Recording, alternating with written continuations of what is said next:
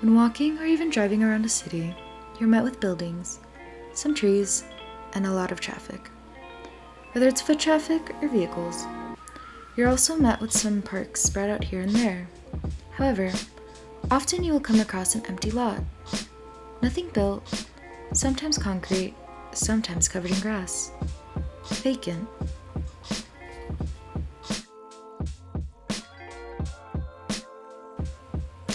Vacant lots have a complex history with early ties to urban growth, population shifts, and systematic discrimination.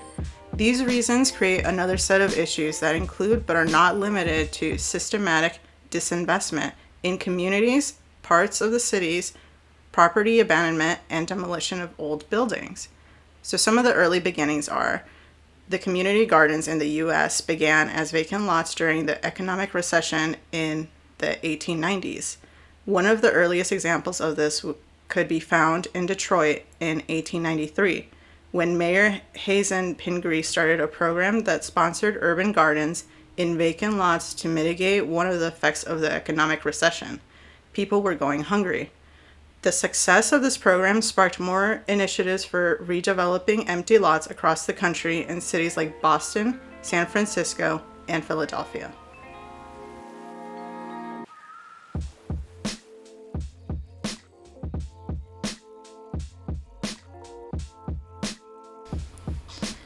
Three key reasons for vacant lots in cities during the mid-20th century are suburbanization, urban renewal, demolition, and discriminatory housing practices.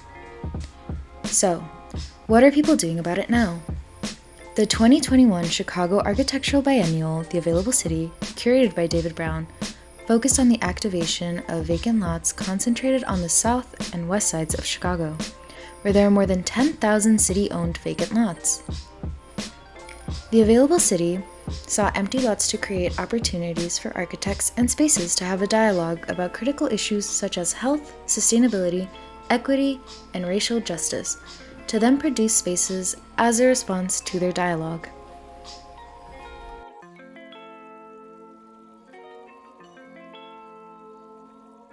Defining urbanism.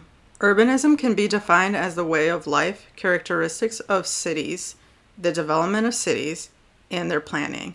Some key influences that have driven change in cities. Cities have three major factors for their physical manifestation: economics, environmental changes, and social change.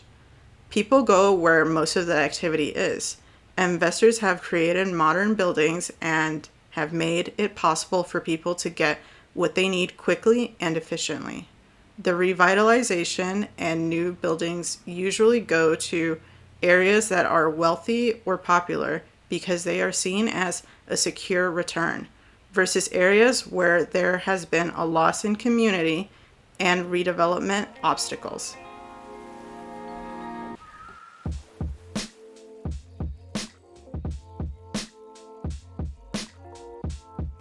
Considering how undesirable and inequitable these areas are seen as, communities have taken matters into their own hands by revitalizing empty lots into community gardens. Greening empty lots reintroduces nature into the community. By turning them into gardens, it becomes a food source as well as another gathering place. However, gardens are not the only reactivation approach to these vacant lots. Parks are also a way in which urban designers reintroduce greenery into the city. Having these public recreational spaces provides a more accessible place of activity, whether it is a skate park, a playground, a dog park, or something similar to that. People can have a place to gather. Another form of reactivation is through public art installations or performance stages, bringing in the community with cultural engagement.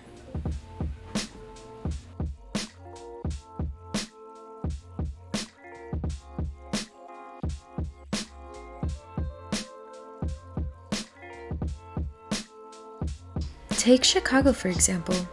Englewood's Quality of Life initiative aims to reclaim vacant land and revitalize it by having their annual Englewood Back to School Parade, Jazz Festival, 5K Run, and So Fresh Saturday celebrations in their community parks.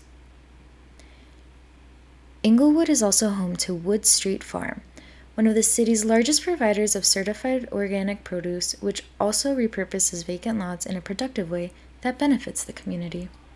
Seeing how Englewood, a Southside community, takes the initiative to reactivate its lots for the community demonstrates the possibilities for other Southside communities, which often have urban conditions similar to those typically seen on the north side of Chicago.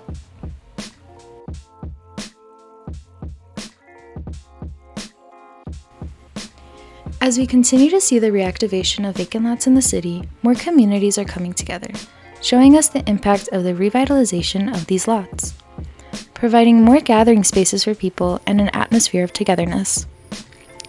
Should this be the future of all vacant lots? What do you think?